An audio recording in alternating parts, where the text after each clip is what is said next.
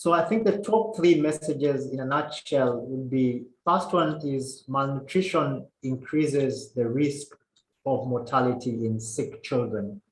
The second take-home message, I think looking more at the cardiac function, is despite the finding that there was a higher occurrence of ventricular arrhythmias in severely acute malnourished children, and these arrhythmias, like I mentioned, were self-limiting.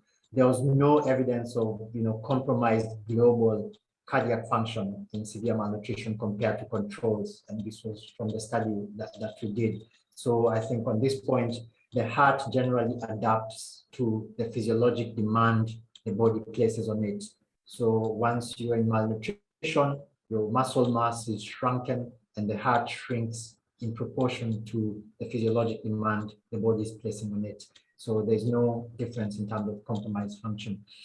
And the third point, just moving out of malnutrition and then looking at critical illness space, I think from the gastro trial that Kirsty Houston had showed, a slower and lower fluid replacement strategy is non-inferior to the WHO Plan C of aggressive volume resuscitation with 100 mils per kilo per hour, split into the 30 per kilo over the first hour or half hour, and then 70 mils per kilo over the next 2.5 or 5 hours.